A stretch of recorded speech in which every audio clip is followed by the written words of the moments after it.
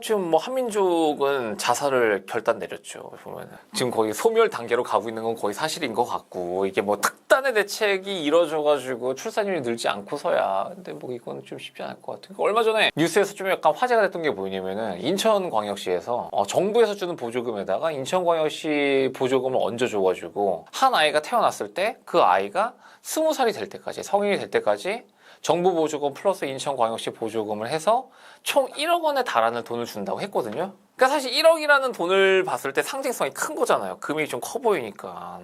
예전에 97년도 대선 때 허경영 씨가 처음 대선 나왔을 때 애가 태어나면 1억을 줘야 된다 얘기했을 때 이게 뭔 개소리가 있었는데 사실 그게 현실화가 된 거였던 거죠.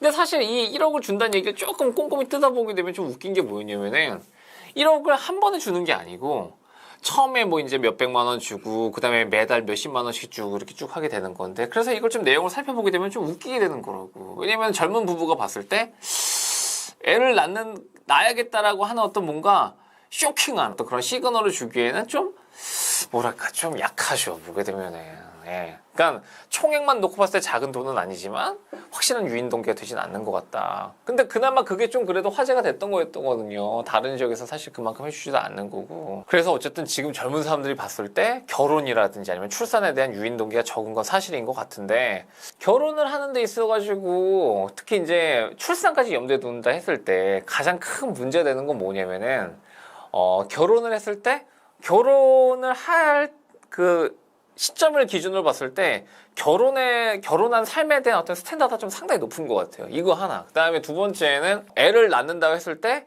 애를 어느 정도는 키워줘야 된다는 그 스탠다드가 되게 높은 거죠. 이 두 가지가 같이 결합이 돼가지고 사실 좀 되게 힘든 것 같은데, 그 기대치를 좀 낮추게 되면은 그때는 사실 좀 할만한 것 같고. 그러니까 이 얘기를 왜 말씀드리게 되는 거냐면은, 뭐 저는 사실 이제 결혼했을 때 뭐 전셋집이 얼마고 뭐고 이런 거에 대해서는 좀 제가 말씀드리기 좀 애매할 것 같고, 그건 뭐 이제 사실 다른 전문가들 얘기가 또 좀 많으니까. 이제 사교육 관련돼서 이제 말씀드리게 된다면은, 사교육에다가 쓰는 돈이라고 하는 거는 앞으로 장기적으로 봤을 때 좀 되게 무의미한 돈이 될 가능성이 좀 상당히 높은 것 같아요. 예전에 뭐 영어도 학원 다니고 그다음에 수학도 학원 다니고 어떻게 학원을 이렇게 쭉 다녀서 대학을 어느 정도 가고 이렇게 나왔을 거 아니에요. 그런 다음에 대학을 나온 다음에 어느 정도 직장을 가게 되고, 그러니까 이 공식은 사실 앞으로 이제 많이 깨질 것 같아요. 일단은 뭐 대기업에서 신규 채용 자체가 거의 안 할 거고, 앞으로 이제 펼쳐진 미래라고 하는 게.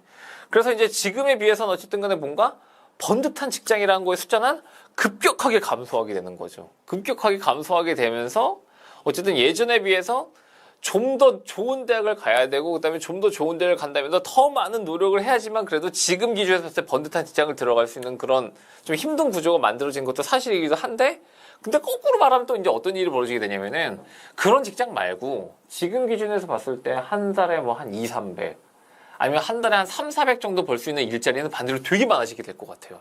제 생각엔 그래요. 예.